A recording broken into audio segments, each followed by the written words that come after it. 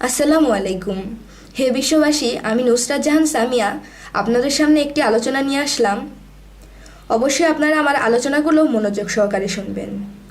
আজকে আমি আপনাদের সামনে যেই বিষয়ে আলোচনা করব সেই বিষয়টি হলো লক্ষ কোটি আকার যার, তিনি হয় কি করে নিরাকার। নিরাকার শব্দের অর্থ কী, এই নিয়ে কিছু তত্ত্ব আলোচনা করব। আল্লাহ নিরাকার, অবশ্যই আল্লাহ নিরাকার, কিন্তু বুঝতে হবে নিরাকারটা কি। নিরাকার শব্দের অর্থ তো আল্লাহর আকার নেই এমন কিছু না।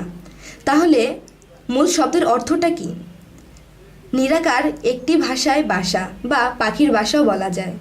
আরও একটি ভাষায় বলা হয় নীর শব্দের অর্থ পানি। এখন কোন নীরের আকার বলা হইয়াছে? যেমন আল্লাহ পাক হজরত মুসা নবীকে বললেন, পানিকে জ্ঞানের সাথে তুলনা করা হইয়াছে। মহাজ্ঞানী তো আল্লাহ পাকের উপরে আর কেউই নাই, আর কিছুই নাই। তাহলে পানির রং কি, অথবা পানি দেখতে কেমন, কি তার রূপসুরত? পানির রং কি বলবো? কালো, সাদা, সবুজ, লাল? আসলে এইসব কোনোটাই না। তাহলে কোন রকম? পানির নিজের রং অথবা সুরত নাই। যদি এই পানিটাকে কোনো লাল পাত্রে রাখা হয় তাহলে পানিটা লাল রং ধারণ করবে। কোনো কালো ভাণ্ডে রাখা হলে কালো রং ধারণ করিবে। সাদা পাত্রে রাখা হলে সাদা রং ধারণ করবে। পানির নিজস্ব কোনো রং বা সুরত নাই।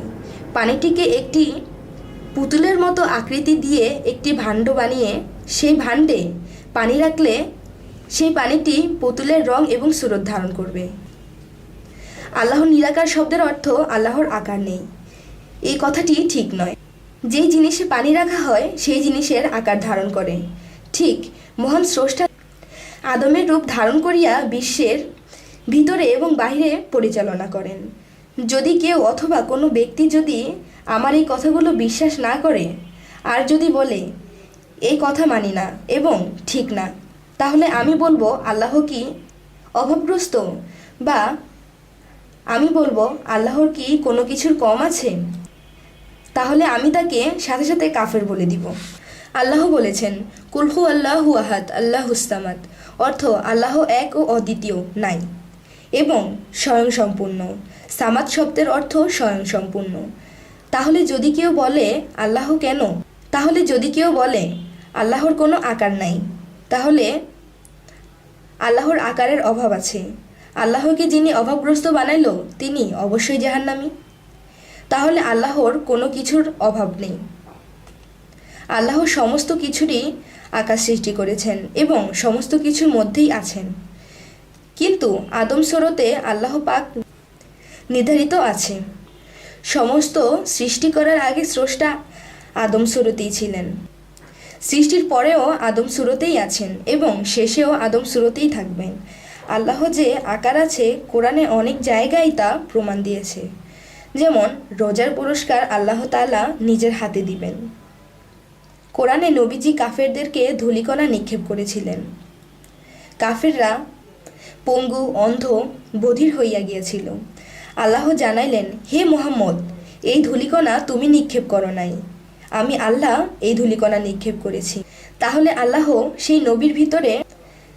আল্লাহ সেই নীরের মতো নবীজির আকারে আসিয়া একাকার হইয়া গিয়াছিলেন। নবীজি জিকিরে যেদিন দাঁড়াইয়া গিয়াছিল সেই দিন জামা অথবা জুব্বাতে ৬৯টি ছিদ্র হইয়াছিল। নবীর শরীর তো একটুও কাটল না। সেই দিন আল্লাহ তাআলা একাকার হইয়া গিয়াছিলেন নবীর সাথে। তাহলে আল্লাহর সুরত আদম, আদম সুরত নবী, নবীরে যে পাবি সেই আল্লাহর দেশে যাবি। আমিন। সুস্থ থাকবেন এবং আমাদের ভিডিওগুলো যদি আপনাদের ভালো লাগে অবশ্যই আমাদের চ্যানেলটিকে সাবস্ক্রাইব করে আমাদের সাথেই থাকবেন। আল্লাহ হাফেজ।